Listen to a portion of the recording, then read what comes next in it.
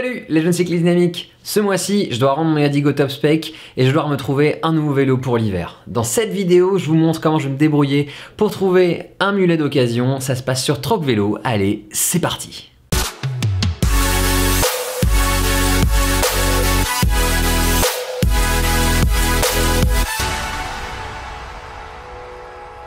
Pour préserver leur beau vélo de route des assauts, du mauvais temps, beaucoup de cyclistes choisissent de rouler sur un vélo un petit peu moins chouette. Pendant la période hivernale, on appelle ça un mulet. Cette année, je vous montre comment je vais me procurer un mulet à pas cher pour l'hiver. Pour trouver la perle rare, je vais écumer les annonces d'occasion sur Troc Vélo. Acheter d'occasion, c'est l'opportunité de faire une affaire, de rencontrer un autre passionné comme moi, et puis c'est mieux pour la planète. Si vous faites du vélo, vous connaissez sûrement déjà Troc Vélo. Troc Vélo, c'est la plateforme numéro 1 pour tout ce qui est petites annonces d'articles de vélo. Donc vous trouverez des vélos complets, des pièces, plein de choses. Moi j'ai beaucoup utilisé Troc Vélo. Par exemple, mon vélo de chrono, je l'ai trouvé sur Troc Vélo. La différence avec les plateformes généralistes comme Le Bon Coin ou Facebook Marketplace, c'est que là, dans Troc Vélo, vous avez déjà vous adresser à un public de cyclistes et surtout, il y a des filtres qui sont adaptés au vélo avec les tailles de vélo, les types de transmission, les types d'équipements, etc.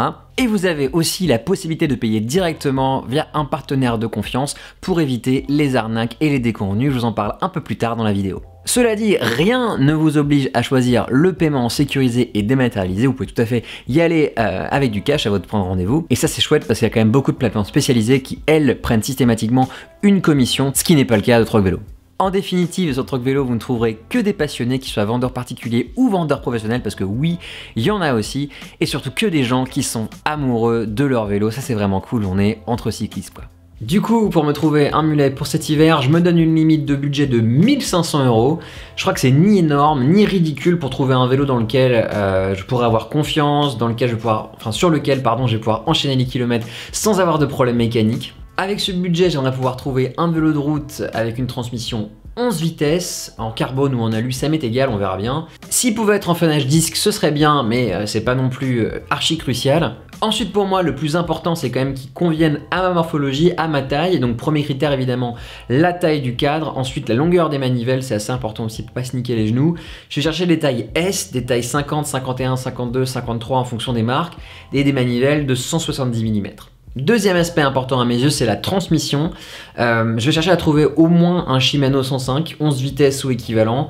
On va essayer d'avoir quelque chose qui marche bien. J'ai pas envie d'avoir la frustration d'un vélo qui m'empêche de faire ce que je veux pendant l'hiver. Et finalement, je regarderai l'équipement, mais ça sera vraiment annexe. Le but étant vraiment de trouver un vélo qui soit d'abord à ma taille et fiable pour passer l'hiver. Du coup, je vous le donne en mille, je me suis rendu sur Troc Vélo, rubrique route. Je suis allé voir les vélos de course et là j'ai rentré mes critères, rien de plus simple, 1500 €. Je valide le premier filtre, j'ai choisi de trouver quelque chose dans ma région pour pouvoir aller le chercher en main propre. Donc je vais mettre Paris, je vais choisir un rayon, allez 25 km, je vais pas aller très loin. Et là paf, j'ai des résultats. Et ensuite je vais classer par taille. J'ai besoin de mettre une taille S, je mets la taille S, boum, ça me met le filtre taille S. Et j'ai besoin d'avoir une transmission 11 vitesses, je mets le nombre de vitesses, 11 vitesses, et voilà. Ça me donne une petite sélection, je vous en parle tout de suite. Ok, bon, du coup, j'ai trouvé 3 vélos différents qui me paraissent pas mal, qui sont pas trop loin de chez moi et qui sont les critères que j'avais définis. Je vais essayer de leur envoyer un message via la plateforme, notamment pour demander d'autres photos, histoire d'être bien sûr que tout va bien, qu'il n'y a pas de trucs un peu cachés, etc. J'ai demandé max de photos sous tous les angles et tout pour m'assurer que le prix est bon et qu'il correspond bien à ce que je cherche comme vélo. Parmi ces 3, il me semble quand même que c'est le Scott Addict. Il est équipé en 11 vitesses. Il est plutôt bien équipé en général, en plus c'est une géo un peu polyvalente, donc c'est assez cool, c'est ni trop endurance, ni trop en mode vélo aéro, donc ça c'est cool. Et c'est pour ça que ce Scott Addict, il est assez loin devant. Du coup, j'ai envoyé un message aux 3 vendeurs via la plateforme, mais franchement j'aimerais bien que ce soit Jérémy, le vendeur du Scott Addict, qui me réponde, ce serait chouette. A few moments later. Bon, alors Jérémy, le vendeur, a été réactif, il m'a envoyé des photos. Il y a 2-3 petits écailles de peinture sur le cadre, mais bon, ça me paraît pas dramatique. Je pense que je vais partir sur ce vélo, il a l'air vraiment cool. En plus, pour 1200 €, franchement, il a un équipement qui est top, ça, je trouve ça vachement bien.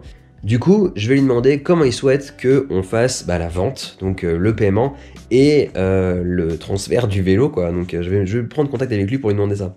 Alors, la proposition du vendeur pour le paiement, c'est de passer par la solution de paiement Obvi qui est intégrée à Troc Vélo. Le principe, c'est que l'acheteur paye le prix demandé à la plateforme qui gardera les sous au chaud le temps que la transaction ait lieu. Au moment de la transaction, l'acheteur, c'est moi, donne le code généré par Obvi qui permettra au vendeur de retirer l'argent qui a été mis de côté. Jusque là, j'ai toujours acheté du matériel en liquide après l'avoir vu en vrai. Par exemple, mon vélo de chrono, j'avais été en Bretagne l'acheter en liquide, j'avais 1000 € dans la poche pour aller trouver ce vélo.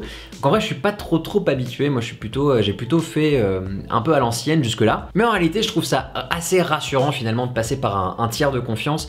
C'est un peu flippant quand même de se balader avec une grosse somme d'argent en liquide dans la poche, à 1200 € en liquide dans la rue pour aller rencontrer un mec que je connais pas. Voilà, c'est quand même pas mal d'avoir un intermédiaire. Ça enlève en tout cas cette espèce d'inconnu, ce petit stress de se balader avec beaucoup de sous sur soi. En plus, Obvi permet de payer en plusieurs fois et ça c'est assez pratique, surtout pour les achats de vélos complets qui coûtent quand même bonbon. Et si jamais le vélo n'est pas conforme ou que j'identifie un petit problème au moment de la transaction, je peux toujours annuler la transaction auprès d'Obvi, on me rendra mon argent. 3 days later. Allez, c'est le grand jour, on va récupérer le vélo. J'ai rendez-vous avec Jérémy à la gare Montparnasse. C'est pas si près de chez moi, mais au moins ça me permet d'avoir une sorte d'endroit un peu neutre où il y a plein de monde. Donc il n'y a pas d'embrouille en gros. Ça c'est plutôt cool. Comme le vélo n'aura pas de pédale, je me suis pris une paire de pédales que je vais pouvoir monter dessus en arrivant. Vérifiant que tout est en ordre évidemment. Là c'est marrant en fait, j'ai l'impression de... Genre je vais juste prendre le vélo, je vais me barrer avec quoi. C'est assez particulier, je crois que j'avais jamais fait ça. Mais ça va être marrant. Donc là on va prendre le métro tranquillement et puis je reprends quand on arrive là-bas. Allez, bon je sors du métro. Donc on va retrouver Jérémy. Ah, ce qui est chouette du coup c'est que le vélo je l'ai déjà payé via Obvi. Et on s'occupera de faire la transaction je vais donner un code à Jérémy pour qu'il puisse ensuite accéder au fonds que j'ai mis sur Obvi. C'est assez cool. C'est assez bizarre du coup de pas se balader avec du liquide, mais c'est quand même assez cool parce que du coup je risque pas, j'ai aucun risque qu'on me vole au moment où je vais récupérer le vélo. Et puis c'est traçable quoi, il y a une trace de transaction, donc si jamais il y a un souci je peux toujours passer par Obvi pour pouvoir faire valoir mes droits. Voilà, donc c'est archi cool.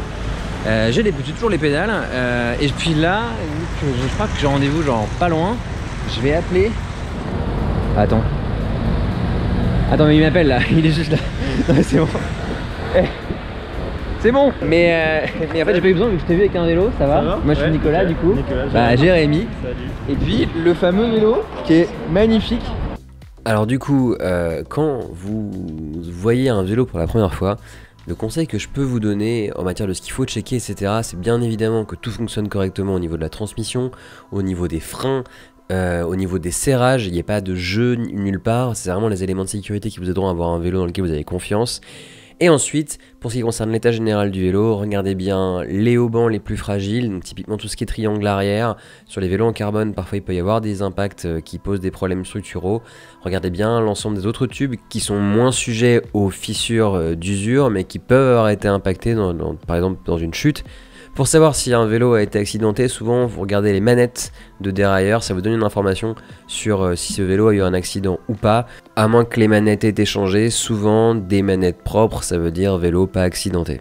Ici j'avais un gros mélange de composants, du 105 au niveau des manettes, le pédalier Tiagra, un dérailleur Ultegra. Donc à moins que ce soit des upgrades, il a potentiellement été accidenté, donc il faut regarder avec un œil particulièrement critique l'ensemble des tubes du cadre, l'état des jantes, l'état des rayons, l'état de la patte de dérailleur, toutes ces choses qui peuvent avoir été abîmées dans une potentielle chute, un potentiel accident. Et j'y étais particulièrement attentif pendant que Jérémy m'a montré chacun des éléments, qui avaient par ailleurs l'air super propre, hein, le dérailleur tout propre, le pédalier tout propre, tout était tout propre, la cassette toute neuve, la chaîne toute neuve, ce qui m'a vraiment pas mal rassuré sur le fait que le vélo avait été entretenu récemment, ce qui est un vrai plus, je pense, sur un vélo d'occasion. Ouais, je vais monter les pédales dessus, je vais faire un petit tour vite fait histoire de voir comment ça se passe. Comment tu te sens à mon avis, la selle ça va pas être trop sale, mais c'est pas très grave, je vais juste voir vite fait si tout va bien. Ok. Et puis après, ce que je te propose, je te donnerai le code qui correspond. Hein. Ouais, c'est ça. Bah écoute, on va mettre les pédales que j'ai amenées, et puis c'est parti. Ok, donc les pédales sont montées. Je vais aller faire un tout petit tour vite fait là sur l'allée. On va faire du vélo sur le trottoir, c'est pas ouf. Allez hop, c'est parti. Go. Le tug. Je roule sur le trottoir. Allez hop. Ça y est, on a très bien marché. Le dérailleur est bien réglé. Tout va bien. Ça change du DI2. Mais bon, c'est un mulet. Faut pas non plus trop en demander. Et pour moins de 1500 €, franchement, c'est un super chouette vélo. Allez hop, on continue. On va retrouver Jérémy. Je vais lui filer le code. Parce que je pense que... De toute façon, j'étais déjà certain de le prendre ce vélo, y a pas de souci. Mais c'est dingue, on n'est pas les seuls à acheter un truc là d'occasion. Les mecs là, il est en train de vendre une raquette de tennis. Non, c'est dingue. Bon allez, on est parti, on va rentrer à la maison hein, pour une vingtaine de minutes. Ça va être archi cool. Alors, juste pas renverser les gens sur le trottoir. Voilà, c'est parti. Et let's go. Allez.